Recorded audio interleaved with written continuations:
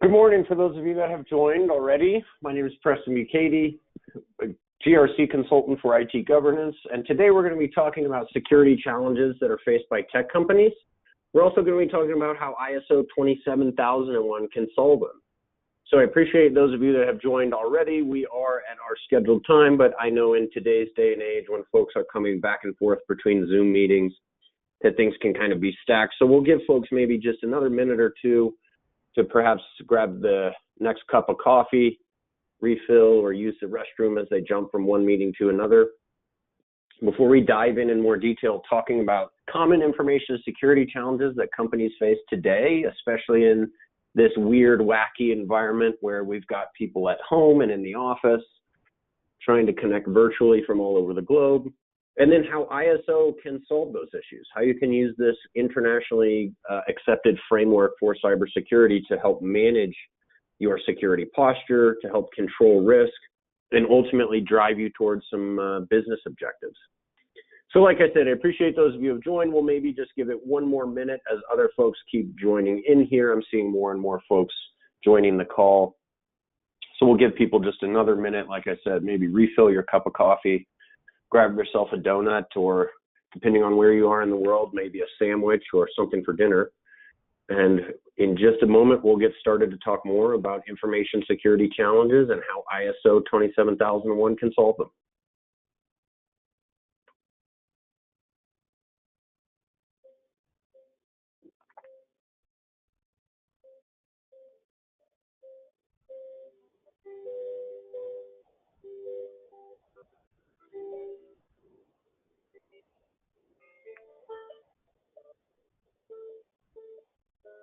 Okay. Well, with that, folks, I realize it's a couple minutes after the hour. Let's go ahead and get started. Today's discussion is brought to you in part by me. My name is Preston Mukady, like I said, and I'm an attorney and consultant working for IT Governance USA.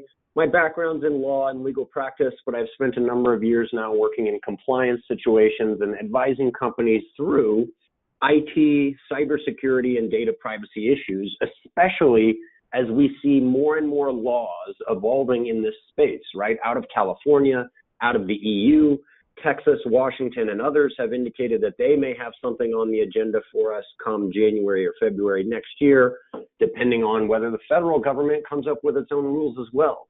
So that's how I often spend my time. And like I said, I work for IT Governance, which is a one-stop shop for all your governance, risk, and compliance issues.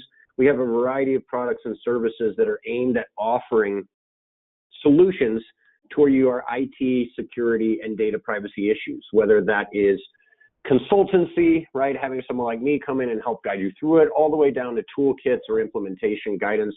We've actually got staff all over the globe, and so we have a nice comprehensive approach to these issues by seeing the global regulatory environment evolve from that truly worldwide level, and also seeing about the different contextual implementation strategies that companies have, either in individual countries, in regions, in continents, or of course, if they operate across the world. So today's discussion is really going to be focused on tech companies. And I don't mean to be unfair, but really that's kind of one of our core messaging for this course, or I should say webinar. And in the future, we'll be trying to address other challenges that other companies may face. But today I'm trying to think through, hey, what sort of security objectives and challenges would be faced by a typical technology company, somebody that's engaged in either B2B or B2C space, selling some sort of technology solution, right? Whether that's on-prem or on the cloud, and how implementing ISO 27001 can address your challenges, how it can help you meet objectives, and the overall benefits, excuse me, of getting ISO 27001 certification. At IT Governance, we've seen the number of clients coming to us asking about ISO increase as people have continued to work from home and as their virtual or teleworking strategies roll out further into next year. More and more companies are worried about security risks, right? And not only security risks, but how they can help evolve or adapt their workforce to meet the challenging demands of a global society dealing with a pandemic and other issues in line with actual business objectives, right? So that's my first topic to talk about here. And what I wanted to do real quickly is level set for us, right? I know this seems like a bit of business jargon, but I want to make sure we're all on the same page.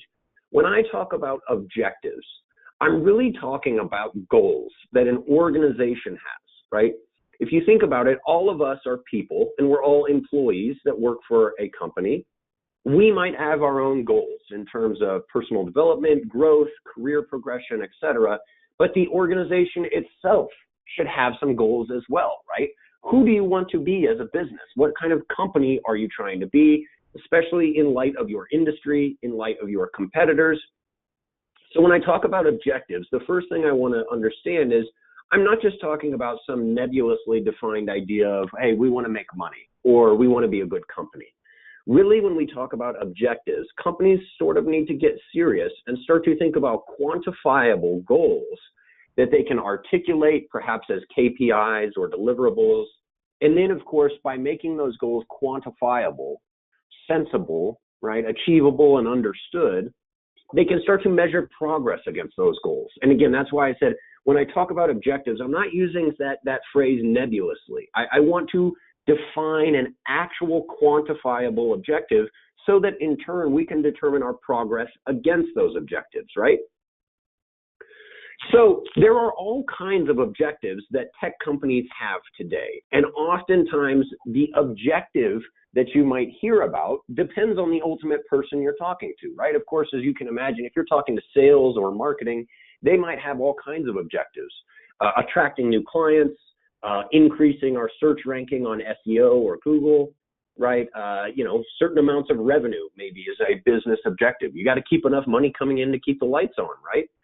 Well, when you turn and talk to your IT or IT security staff, they're presumably going to start to focus on objectives like this one, right? Network security. How many breaches can we prevent?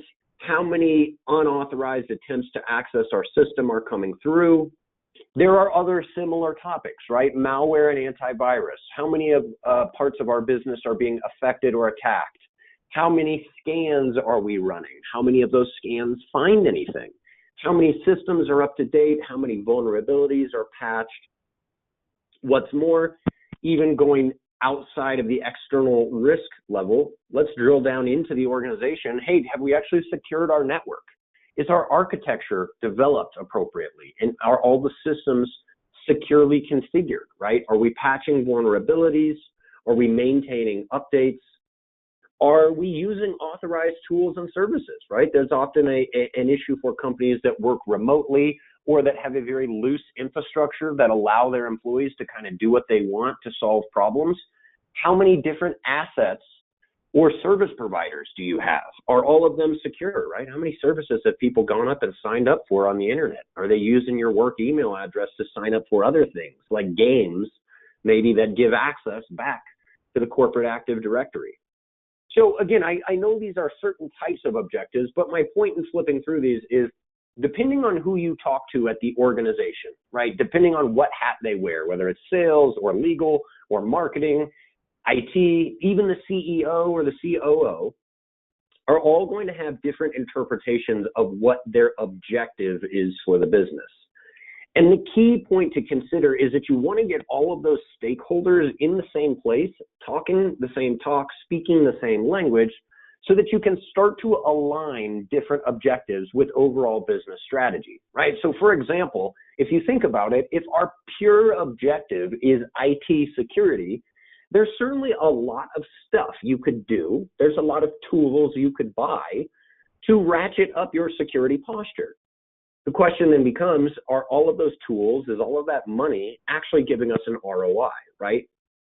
Because there's no point in spending money on security for a company that's going out of business, right? We have to make sure our business objectives are aligned with our security objectives so that we are maintaining security for our critical information and our critical assets, while also making sure that we can support functionality for other parts of the business, right? Salespeople need to be able to make sales. Marketing people need to be able to find leads. All of that ultimately translates into money in your pocket so that you can pay IT people to make your infrastructure secure and keep the ball rolling. So again, I flipped through a couple of slides just a minute ago. Here are a couple more potential objectives that you might have as a tech company, right? And I've actually tried to break these two out into different categories or buckets. So you see, I've actually got 5 different objectives on the slide in terms of maintaining system uptime, preventing critical failures, managing internal security in terms of access rights when we onboard or offboard employees, number of vulnerabilities we can find, number of critical updates that we apply, test, and publish. There are all sorts of security objectives that your IT security staff may have in their mind. The trick is to try to formulate those into a paradigm, right? So I've sort of put those into buckets to say, hey, some of this is about managing our infrastructure, internal networks, internal security. Other stuff is about maintaining service delivery, right? Making sure our product can go out to our customer base when they want it, when they need it, so that they keep buying it and paying us money. So what's the point of all of this discussion? The point is exactly this. We want to link our security objectives to our business objectives, right? There are all kinds of security objectives that are out there. And I actually struggled a bit putting this webinar content together because as I was reading on security forums, as I was thinking with my network contacts and talking to old partner projects, there's all kinds of security objectives. There's hundreds, there's thousands. The trick is trying to understand from your security staff, okay, what are we wanting to achieve? And how does that help me with my other objectives that are business related, right? So this is a nice example to think about. If, for example, your objective is maintaining a customer base, and let's say we're able to quantify that objective, right? Let's just say, for the sake of example, we want to increase our web sales by 5%. Okay, well, what does that mean for different people at the company? We understand as a company that we want to increase our web sales by 5%, and we can see that, the direct impact on revenue or shareholder price, fine, whatever. What does that mean for the troops underneath us? Well, in this case, for IT, that means they need to provide secure online transactions, right? If we want people to be able to buy stuff on the website, they need to be able to buy stuff on the website. So then again, what does that mean? Providing secure online transactions. That might be the goal for the IT department. We could see another potential objective for IT is perhaps the number of incidents and breaches. So maybe that's actually how we start to quantify a secure online transaction, right? How many of those actually go through securely? How many of them lead to issues? Well, if we break IT down into its component parts, we see that in this hypothetical company, their IT department actually both consists of a web team and a network operations team. And so for the web team in particular, if we're trying to say, hey, IT, help us provide secure online transactions, perhaps we go back to the web team and say, hey, we need you to identify vulnerabilities and patch them within 48 hours, right? We need you to help keep our network secure so that we can provide secure online transactions. So what does that mean for the web team in particular? That means they need to think about vulnerability scanning, pen testing, those kinds of things. Again, this is just an example, but the point is to try to link you to security and business objectives. Like I said, presumably most of you on the call have someone in your organization who wears an information security hat. They know this stuff like the back of their hand. And if not, I would say, think about finding someone who has that core skill. But go to that person today, right? As soon as you get off this webinar, go to that person and say to them, hey, if you could have it any way you wanted it, what would you want in terms of security at this organization, right? With all of our assets. I'm talking about web presence, servers, both on-prem and in the cloud, right? Other areas where data might be stored, like internal intranet sites, file saving on OneDrive, Google Drive, all the way down to the hard disk level for individual employees. Think about the full scope of the information security system. Now, what do we want out of that system? Take their objectives and go back to your other business area leaders, right? Sales, marketing, customer support, whoever it may be, and try to align those objectives, right? Think about how everybody wants something. How do you swizzle that together to create an ultimate business strategy? That's kind of the tricky part when we talk about objectives. Because like I said, everybody has their own idea of what they want to accomplish. The trick is bringing it all together to create a managed system at your organization. And especially nowadays, right? This slide to me very much calls out the different issues that we all are facing in a increasingly interconnected but disconnected world, right? There's all sorts of viruses and malware that may be susceptible for systems and tools, especially if your employees are working at home, right? They're not plugged into the corporate network. They're not forced to do updates. They might even, if it's scary enough, be using their own personal devices that aren't subject to corporate rules or corporate security setups, right? Of course, people could always take information off their device with removable media. People are working at home, and so that raises questions about network security at their house, right? Routers and VPNs and firewalls, because presumably what people are using at home to surf Yahoo or read the news is not going to be the same level of security that you would want when they deal with your customers' information, right? So there's all kinds of different issues that are faced by modern organizations.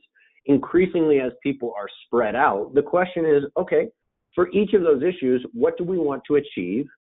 How can we understand that as a goal so we can measure our progress against it? But perhaps most importantly, how do we align that goal, especially in the pure cybersecurity sense? How do we align that to our overall business objectives? Again, right, because a perfect example would be that if you want to create an extremely secure company, just remove internet access.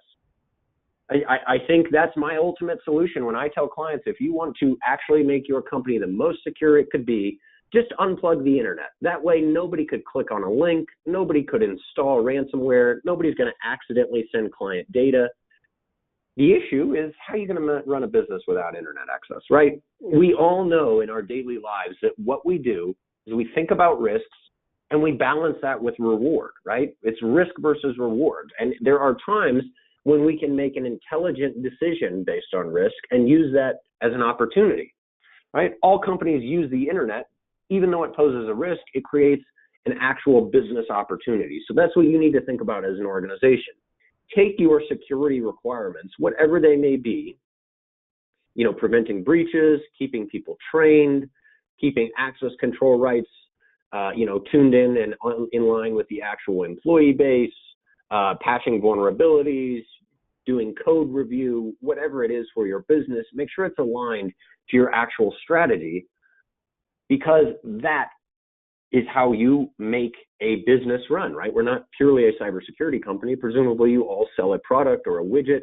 And so this is where the rubber meets the road, right? It's the challenges we actually face because, okay, Preston, it's nice enough to talk about all of this stuff in theory, but what about when I'm actually facing issues and I've actually got to address that problem of spending time or money or people, right? Spending resources to address those risks. So when we talk about challenges that an organization faces, right, a tech company traditionally is looking at this kind of stuff. This is how the outside world would understand these. You've got threats and you've got vulnerabilities. And those threats take advantage of vectors or vulnerabilities to ultimately impact you. So there are all kinds of different threats out there, right? There's social engineering from hackers. There's compromised accounts. There's web-based attacks, client-side attacks, exploits, all of that stuff on the dark web you hear about in the news, right? The hackers over in Russia or North Korea. There's all kinds of different threats that face an organization today. And like I said, increasingly the one I think for all of us to think about is this remote infrastructure we're all adopting. If your staff are working at home and they're not on the corporate network, but they're using their home Wi-Fi, if they're not using corporate tools, but they're using their own personal devices. Think about what level of security is applied on those devices. I mean, think about your own home, perhaps where your kids are doing homework right now. Is that the same computer that you want to use to process sensitive client data, to process copyrighted data, to process intellectual property, right? Software code that you maybe have. And obviously, too, don't forget there's that physical element, because we're not just focusing on data in the digital form. Data does take place, and information can be processed in paper and in other formats. So we still have to think about that physical element too, right? Yes, nobody's in the office anymore, but that doesn't mean that homes can't be broken into. Laptops can still be lost or stolen in an Uber, on a subway.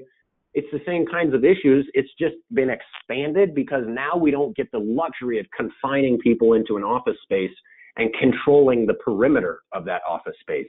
Everybody's at home, or they're at Starbucks, or they're in the airport, or they're out on the road talking to clients.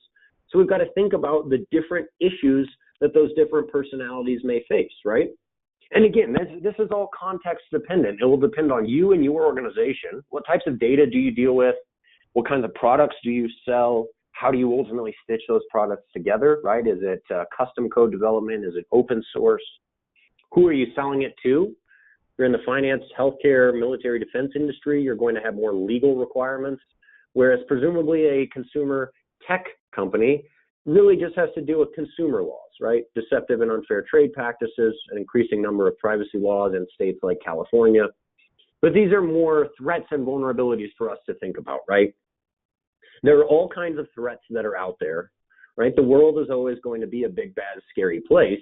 And so the thing is, we can't just bury our head in the sand and hope that someone will come in and fix the problem for us, right? When we talk about IT security, Pfizer is not going to come in with a magic vaccine to solve it. This is an issue you have to face. This is a battle you have to fight. It is a bit of an arms race, but you don't have to fight this battle alone, right? There are folks like me that can help you. There's a lot of information on the web.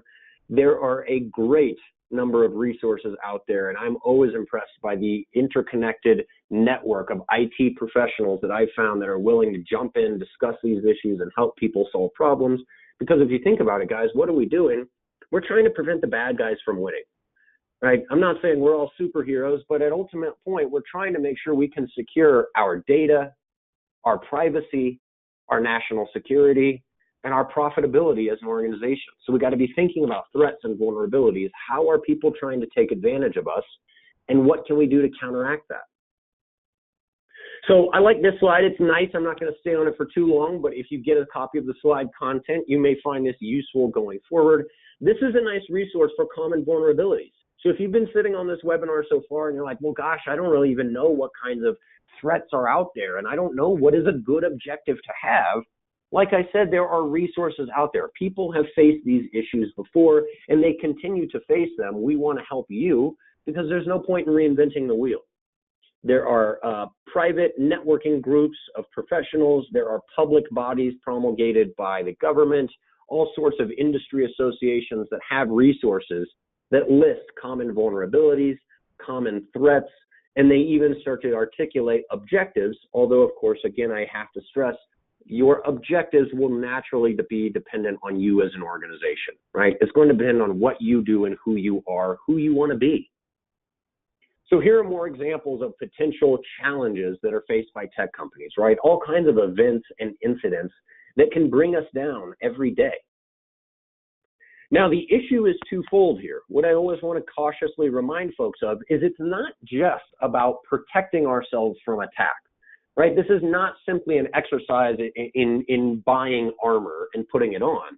We have to make sure that our services are available to our clients, right? That's part of the business model. If they log in and they can't use the service, they're probably not going to be very happy and they may not pay you any money. On the flip side too, many of the evolving data privacy laws interpret the legal definition of a breach as the absence of access. So again, for example, if I log into my computer this morning and I'm not able to get on my AWS server, on the one hand, I'm not going to be very happy. On the other hand, I don't want to pay for something I can't use. But finally, too, legally, that might be considered a data breach.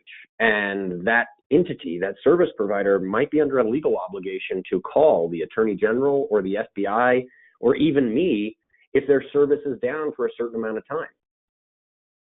So these are all kinds of events and incidents that we've seen at IT governance, and we've helped folks with.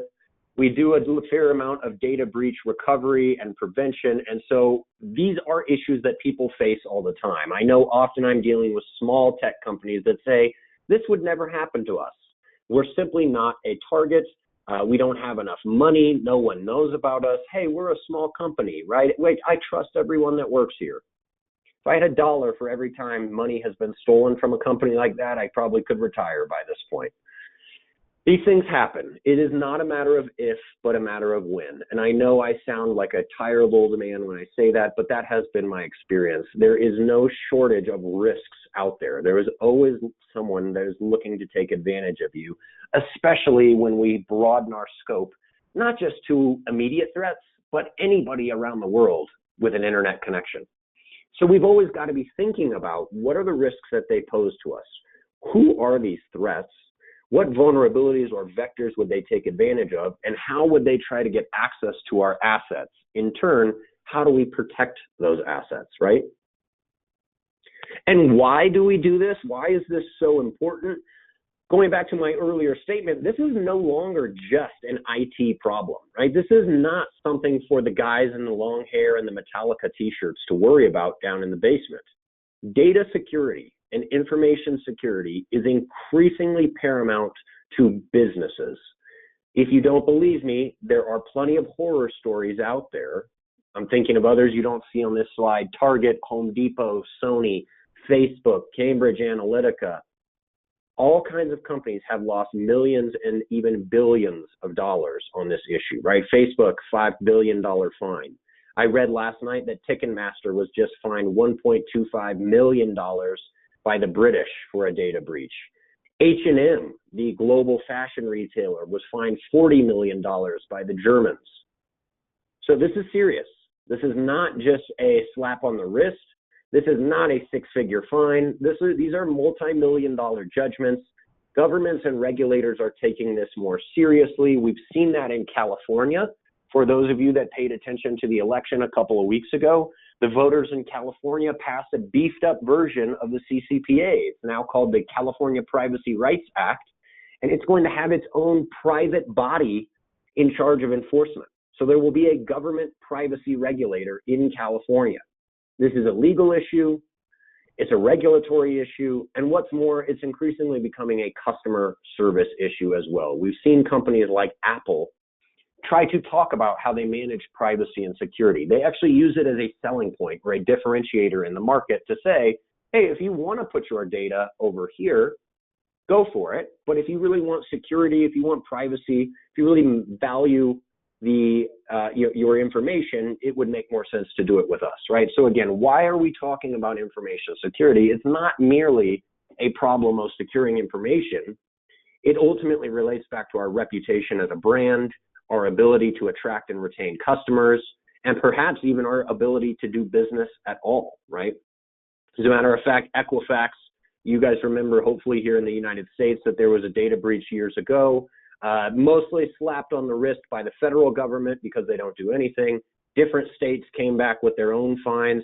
Well, the British and the Europeans have come back and fined Equifax much, much more. They've released a report about the shadow processing that these companies engage in, and there are talks of serving an injunction on those companies. So rather than fining them, just simply saying you can't do business here anymore, period, thank you. So why are we talking about data security objectives and challenges? Again, it's not just to secure data for the sake of it. It is a brand issue. It is a business issue. And that's why you have to think about some of these things on this slide, right? How do we respond to these incidents in the moment to sort of solve that issue and plug the hole?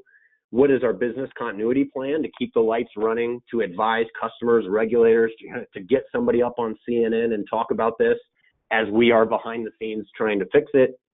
And then to that end, to officially, formally, when you or if you have to go through breach notification, what is the messaging that you're going to get out to the market?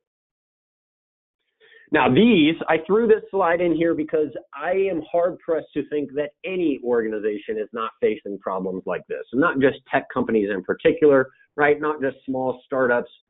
Everybody faces these types of problems. And if you haven't thought through these issues, then frankly, you are not doing a good job as an executive at your organization. These are risks that are posed to any group of people working together nowadays, right? And you see from the slide, this ranges from the technological issues, right, like information disclosure, unauthorized network access, all the way down to more practical, real, tangible stuff. Natural disasters, if you're in the Southeast or the South, you might deal with flooding and hurricanes, right? Terrorist attacks and active shooter events, increasingly scary thing to think about.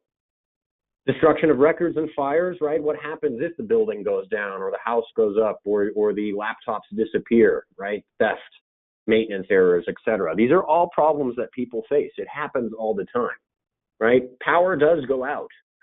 Every once in a while, Microsoft servers go down. If you're not thinking about these issues in advance, you're going to be the company that's sitting there waiting for the power to come back on while your customers are leaving you angry voicemails and canceling their latest invoice. So how can ISO 27001 help us address these objectives and challenges? Well, it's actually very simple because ISO 27001 is a management system. Often what I have to explain to Americans is that this is not a simple black and white check the box security initiative. It is really a way to think about information security. And so what I'm showing you on the slide here is the clauses of the ISO standard. That's what those numbers are, 4, 5, 6, 7, right? You see all the words. Those are the actual elements of ISO 27001. That's what you have to do. If you want to have your ISO certificate, this is what you got to do. And so what is this graphic representing? Ultimately, the story is this. Hey, leadership is driving everything we do across the organization. That's why it's in the center there. And so does risk assessment, right? Under ISO, all of our decision-making is going to be tied to some kind of objective appreciation of risk and reward. So that's driving how we ultimately operate day to day. Risk assessment and leadership are driving our planning and strategy development, right? And in turn, it's driving what support and resources we provide to those plans. It's also driving our objectives measurement. It's where we get to 9 and 10 there. The reason we set quantified, measurable objectives is so that we can actually evaluate our performance against those objectives. If we're doing great, then great. We know that's a good strategy to take going forward. If we're doing poorly, though, we need to do something to fix it, right? This is not a one and done exercise like I just said. This is a continually iterative process because cybersecurity is always changing, right? The threat landscape is changing. Technology is constantly changing. And so you always have to reassess, is what I am doing today good enough for tomorrow? And all of that is going on within the context of your organization, right? So that's why you see that gray box number 4, all of this stuff, this swizzle of activity that's happening in an order, but also kind of at the same time, all the time, right? Constantly being driven by risk analysis and leadership. Well, it's all going on within the context of your organization, right? A telecommunications company is going to face different regulatory challenges than a healthcare company. Now, both of those companies might be engaged in consumer technology, but again, it depends. Are you B2B? Are you B2C? Are you in a highly regulated area? What state are you in? What countries do you sell to? What data do you have? How valuable is it to you? So this is the structure of ISO 27001 broken down in more detail, and you can see those different rings of the circle called out. Again, the key clauses of the standard: leadership, planning, support, operation, performance evaluation, and improvement. If you had to boil down ISO 27001 into the bare bones elements, this is what it would be. ISO is about taking senior managers across the organization and getting them in a room, right? Getting them committed, assigning clear roles and responsibilities, and then taking that forward to devise a plan of attack, right? What are the risks we face as an organization? What are the opportunities we face? And what are we going to do about them? Let's just talk, right? Let's get the senior managers to agree. And once they agree, we've got our plans. Let's support those plans appropriately, right? Let's throw the resources at it so those plans can be achieved, whether it's people, process, technology. The cynic in me says support always comes down to money, but it also involves an element of communication too, right? You got to educate and inform your staff and users. Hey, here's what our objectives are. Here's why we have set those objectives. Here's how they relate to your job and your performance of your tasks. Here's what your roles and responsibilities are, right? Here are the challenges we face. Here's how you can address those. It's about giving the troops in your army the right tools and weapons so that they can go out and fight the battles for you according to your strategic direction as a general, right? That's what I'm talking about in operations. And then, of course, like I said, this is always continually iterative. We've got to review so we can determine what we can do better next time. So there is that element of sitting down, looking back and saying, hey, how well did we do against our objectives? Did our battle plan actually work? Is that something we can do again in the future? Or is there something we need to do differently next time? Depending on new risks, right? Depending on the changing landscape. So that's what ISO forces us to think about.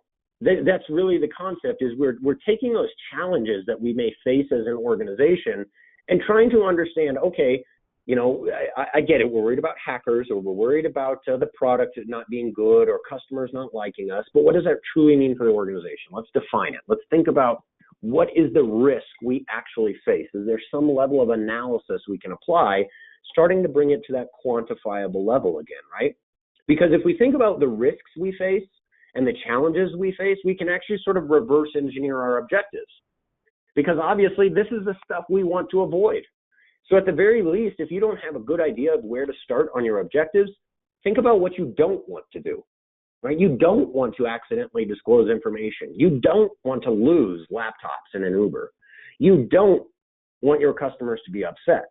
So reverse engineer, think about, okay, how can we measure and monitor to determine whether we're meeting these things, whether we are actually controlling these risks?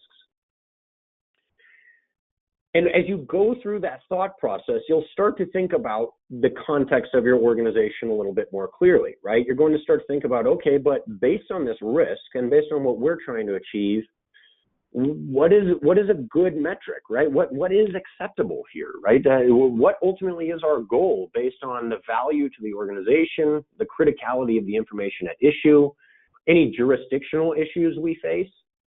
The other thing, one that people often forget about, is contractual obligations, right? Maybe you've signed contracts with customers, service providers, insurance providers that have specific requirements that you need to meet. So that's another thing that can inform your objectives and challenges. And of course, at the end, you always have to think about the expectations of stakeholders, whoever that may be, right? Whether your company is privately owned or publicly owned, thinking about, hey, what are we trying to do this for, right? Is it for the business owners? Is it for our customer base? Is it for our employees? Is it for regulators, what have you? The idea is all of that stuff, right? Thinking about who you are as an organization and who you want to be, that will help educate and inform what this risk truly means to you, right? So not just a challenge, not just a cybersecurity threat, like you saw on my slides and that you can read about no shortage of blogs and promotional newsletters from the IAPP or CISSP, ISACA, and others. What does this risk really mean to us as an organization? And when we break it down one level deeper, thinking about the data that is at issue, what would be the risk in terms of financial, reputational, or regulatory impact if we were to lose confidentiality, integrity, or availability of our key information assets or asset processing facilities, right? So this is what we're trying to understand. Let's talk about challenges we face. Let's talk about challenges that we face specifically, and what does this mean to us as an organization? What would take us out? What would keep the lights on and running? And that in turn can educate and inform what the risk is and what we're going to do about it, right? So you see here, this slide is trying to help us understand when we're talking about the impact of a particular risk. That's where it's important to align with your business strategy. Because from an IT security perspective, the loss of data might be an issue, but from a legal regulatory perspective, it may only cross a certain threshold if 10,000 or 1,000 records are actually lost, right? So IT might be upset if somebody sends one wrong email, but legal might not be as upset. And that's why you have to get those two different groups together, not just legal and IT, but also other business leaders, right? Typically your sales, marketing, HR, customer support, maybe software development, DevSec, whatever it may be. Get everybody in the room and try to understand, okay, what is the impact to our organization if this risk were to occur? In turn, what is our objective?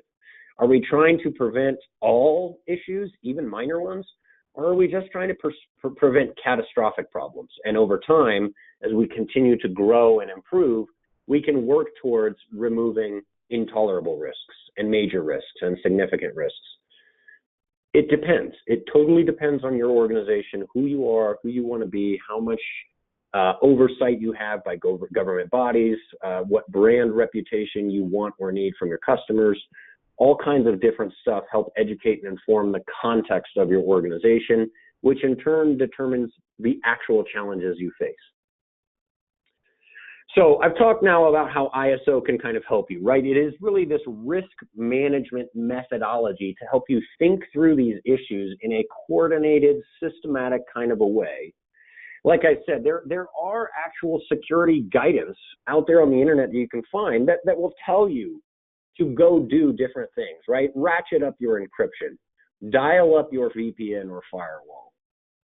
And those are nice ideas, but think about what I've tried to say to you, right? We don't just want to run around spending money on IT security. We want to think about what is the issue we actually face in terms of us and our organization. Now, who do we want to be? How do we want to respond to that issue? What is our objective we are trying to meet? That will help you tailor your responses, right? Your overall risk management program will be a little bit more driven and aligned by business strategy as opposed to just running around putting out fires every day. And that's the most real that I can make this to people. The analogy I always use with my ISO implementation clients is there's always going to be a fire to put out. There's always going to be a problem or an emergency. There's always going to be something. You have two choices fundamentally. You can either run around putting out fires every single day, and that's a fine strategy, but eventually you're going to get tired of carrying that hose. Doesn't it make more sense to take a breath, sit down, and think through a fire system, right? Build in a smoke detector and smoke alarms and sprinklers so that if there are small issues, you don't have to worry about them. And you really only have to drop what you're doing and grab the hose and run around if it's a truly big problem, catastrophic, and it represents a risk to the organization.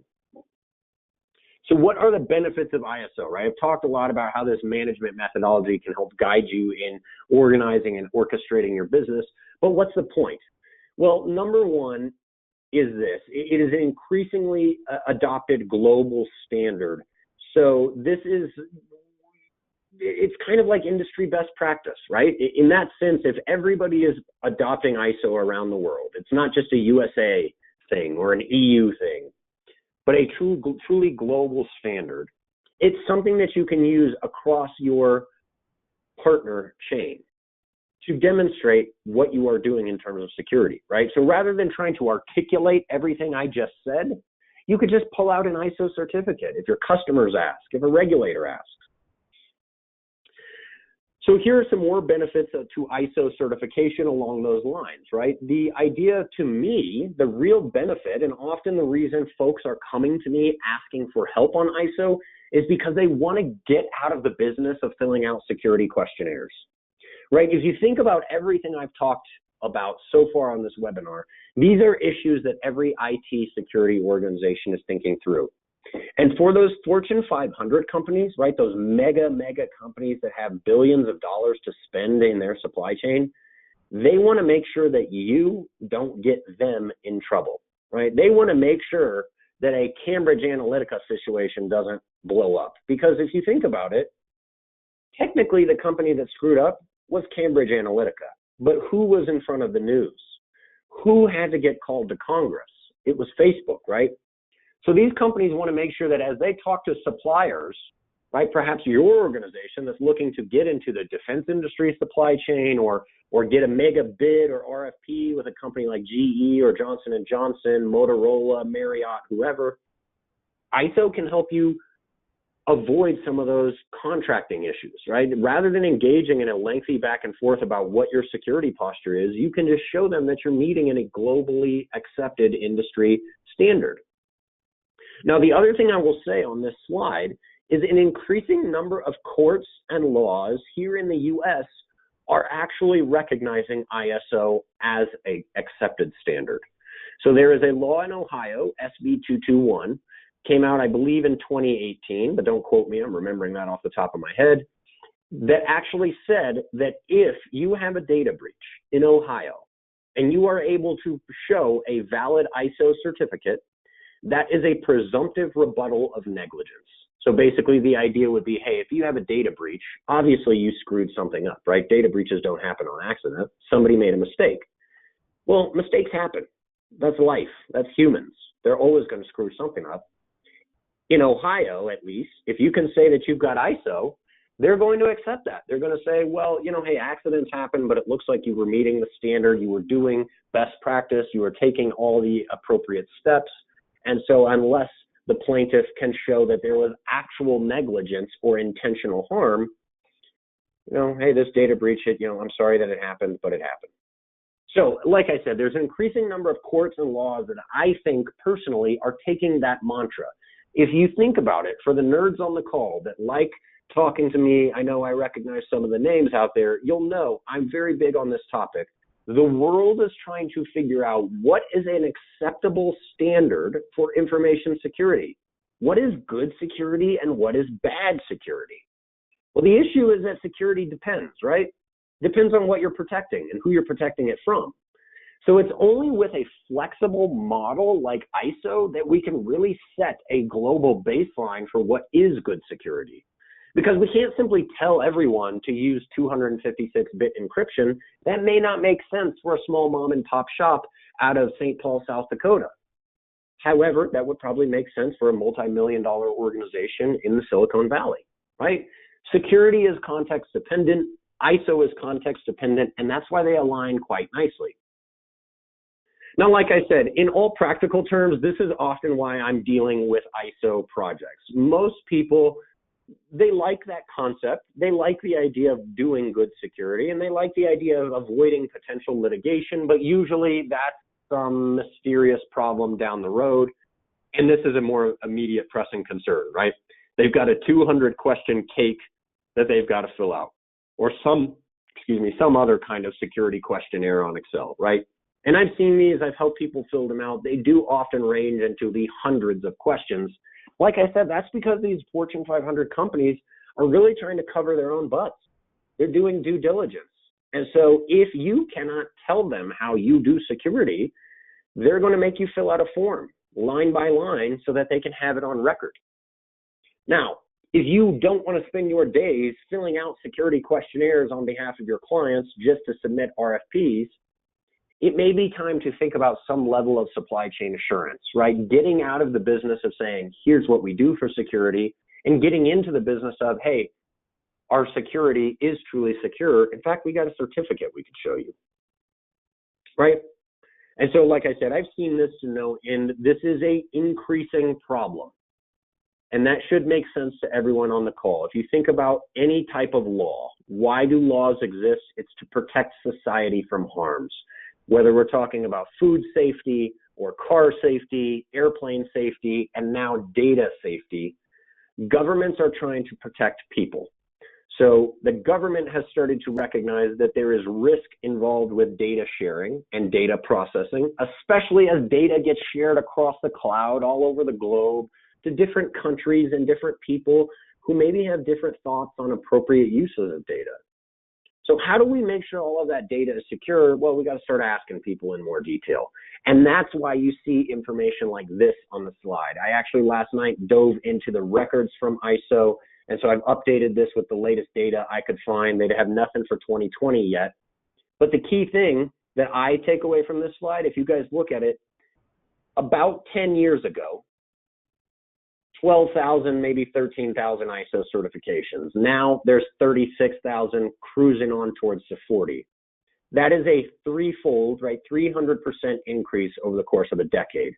If you look at it from 2006 to 2016, it's actually a 10% increase, or a 10x increase, right? Sorry, I went to law school, I'm not good with math. But ultimately what you're seeing here is almost exponential growth in the global adoption of ISO. And it's precisely why, at least in my opinion, that I've been talking about now, right? It's more and more people are worried about this issue. More governments are taking it more seriously. And so military defense contractors, healthcare companies, financial companies, Fortune 500 companies that have billions of dollars on the line, they're caring about this more and more and more. They're tired of spending time asking their supply chain about information security. They're tired of paying money in regulatory fines every time someone in their supply chain gets them in trouble. So they're starting to either ask for or demand ISO certification.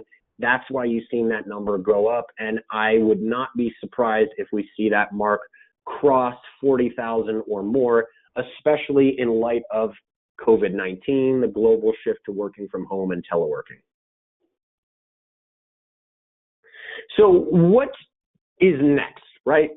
We're closing here at the top of our hour. So, hey, Preston, you've painted a pretty dark image for us. What are we going to do about it? Well, the first thing I always tell people, no matter what problem you face, educate yourself.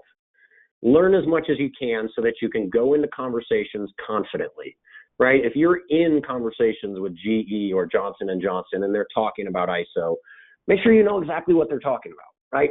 So we've got all kinds of free resources on our website, blogs and other PDF materials that you can take, download, and read to help educate and inform, kind of build up your baseline competency to really understand ISO in more detail so that you can hold your own in these conversations with partners and suppliers. If they are truly asking you about ISO, like I said, you always want to know. Knowledge is power, so it makes sense to conduct a gap analysis. Try to figure out where you are today. Are you pretty close to ISO? If that's the case, you may be able to go back to these suppliers and say, hey, we really got a lot of the stuff knocked out here. Whereas if you've got nothing in place, well, then you don't really have a leg to stand on, right? And so to that end, you could always take training offered by IT governance, either in-house or increasingly distance and remote, self-paced, where you can build your own competency on these issues. So whether you're just trying to understand ISO or whether you have decided you're going to do it and you actually want to implement ISO at your organization, we've got all kinds of training to help teach you around this topic so that you can be the evangelist. I always tell people on my courses, we are praying at the cult of ISO, and by the time you leave, you will be an evangelist, a cult member just like me, and you're going to have to go convert everyone else at the company. So to that end, to make your life easier as you go around trying to convert people, bringing them into the fold, hey, we've got all kinds of training and virtual LMS systems to help you build up that competency across the employee base as a whole, right? And so whether that's foundation training or implementation training to go off and do an ISO project, the benefit of joining the webinar today is that your training courses may be able to have some sort of a discount as we head into the fall and the holidays, right? So reach out to us, talk. We've got all kinds of options. And what's more, like I said earlier, we've got truly all kinds of options. My goal with ISO when I'm dealing with clients is to give them everything they could want or need so that they can go do their job and life is a little bit easier, right? So whether that is full-blown consultancy where someone like me steps in and runs the show for you so that you can get back to what you really like to do, right? Oftentimes I'm dealing with heads of marketing, heads of accounting. They don't want to do ISO. That's not why they got in this business. Well, hey, that's fine. That's why I did. So I'm happy to come do it for you, as is other team of consultants. But we've also got templates and toolkits, right? A bunch of different DIY offerings because hopefully as you've seen, ISO in theory is not rocket science. It is something that you can adopt and implement on your own. You just need to have the right skills and knowledge to go, like I said, convert everybody at your organization, bring them into the ISO cult. So we've got templates and toolkits, all kinds of offerings to help make your life easier in this space. I would say, as always, feel free to call, reach out, email, or IM us on various social media channels. Happy to answer any questions, comments, concerns in this space, especially as I keep my ear to the ground on legislative developments, right? We had a recent administration shift here in the United States a week or two ago. There will presumably be more shifts and developments as we cross into the new year. And so it would not surprise me if we see this topic come up more and more. Certainly, again, like I said, the nerds like me know that California has recently released guidance in some of their litigation that seems to track the guidance that I've seen from other court cases in New York and Massachusetts, right? Boston, New York City. So I do believe that the country as a whole is coming to a standard here. And there are some elements of ISO that appear in those court cases. I'll put the challenge out to you for you guys to find them. But if you want some clues on the court cases I'm talking about, feel free to reach out to me on social media or contact me directly. I'll point you in the right direction. I would be confident that if there is a federal law on data privacy or cybersecurity, it will either mention ISO specifically or include elements of ISO generally. So, of course, we're more than happy to help on that. But as always with my webinars, I want to save some time for potential questions or comments from the audience.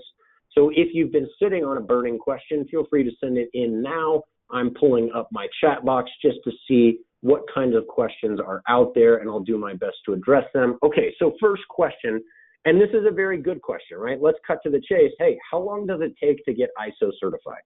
How much time and effort are we talking about?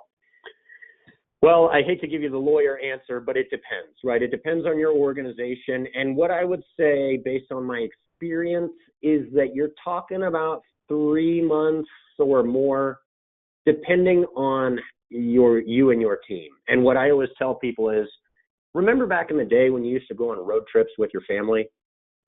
You know how long the distance is, right? We can do the math of how many miles we need to drive, but how long is it going to take? Well, that depends on how fast we can go, how many bathroom stops we have to make, right? How squirrely are the kids being?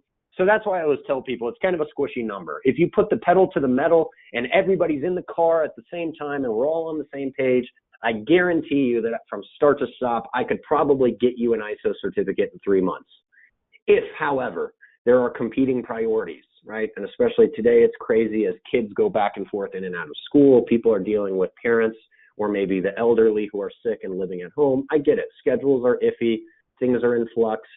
Well, necessarily, we've got to build in more time. And of course, it also depends on your organization, right? How big are you? How many employees? How many geographic locations? Where are these people spread out? What is your network infrastructure today? What is the culture today? So it is sort of context dependent like everything else under ISO. But if I had to pick a rule of thumb, don't quote me on it, but based on my experience, I'd say, hey, 3 to 6 months. If it's taken more than 6 months, you should really be a global organization with 500 to 1,000 or more staff. Or I would argue that you are slow and somebody is screwing up and you need to have a serious discussion with HR about their job. Because I've certainly seen that too, right? Where you send something to someone, they don't get it done for months. So like I said, I like my car analogy. I can tell you how many miles are on the road trip, how long it's going to take. That depends on how you can wrangle the kids in the car and get them all in the same place. Now, another great follow-up question here. How much does ISO certification cost? Aha, right? So now we're getting some real questions. What does this truly mean? Again, context dependent, right? Ultimately, what it is going to cost to get ISO certified depends on what you are getting certified. Is it the whole company? In which case, hey, how many offices, how many staff? Maybe it's just one product line or one business area. In that case, the scope is smaller. From an audit perspective, right? There's literally less to audit. So it should take less time. It should take less money. What I can tell you is that in the United States, there are certification bodies, and they're promulgated by a national accreditation board called ANAB. And you can Google this. You can go to the ANAB website. You can go to their market database, and you can actually see the companies that provide ISO certification. You can literally see, like, here's where they're located. Here's their phone number. Here's their email address. If you're interested in ISO, you can talk to me and I'm happy to give you my opinion, but I would also say, hey, start to shop around. Talk to those service providers. Go to the companies that offer certification. Of course, again, you're welcome to talk to me. I've got network contacts, but those people will have different pricing models and they'll be able to actually price out a quote based on what you want to get certified, when you want to get certified. Is it going to be in person? In which case, we got to talk about social distancing and masks. Is it going to be virtual? In which case, we got to talk about, hey, how are we going to do the physical elements, right? I can't come in and assess your key cards at the office if nobody's at the office. But ultimately, what I'm saying is the price of ISO certification depends on the certification body itself. Just like any service provider, talk to them and see what they say, right? And shop around, get quotes from different people, see what they're willing to offer, see what their price is, who do you like, who's fun to work with, how comfortable and flexible are they? those kinds of things. So it doesn't look like I see any more questions coming in. Those 2 questions that came in were great. And obviously for whoever asked that, I get it, right? Cutting to the chase. What is this going to cost and how much time is it going to take? It takes some time and it takes some money. It's not rocket science. It's just a reformulation of strategic approach. So in theory, it's not very difficult.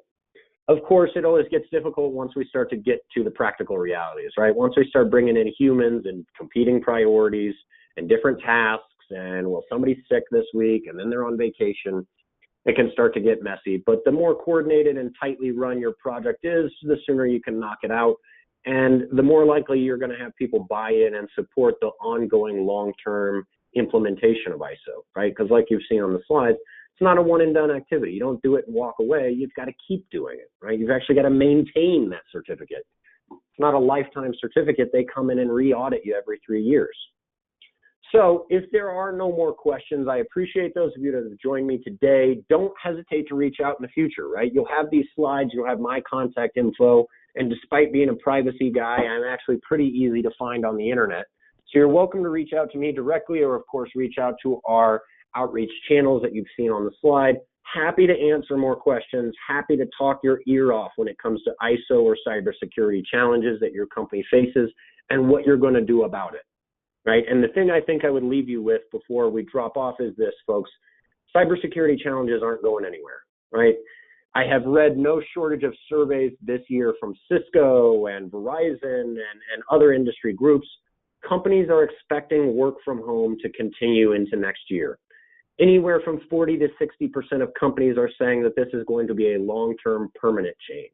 They are investing more in cybersecurity. Approximately 85% of companies I read in the latest Cisco report said that they expect to spend more on cybersecurity. So this is becoming more of an issue. People care about it more.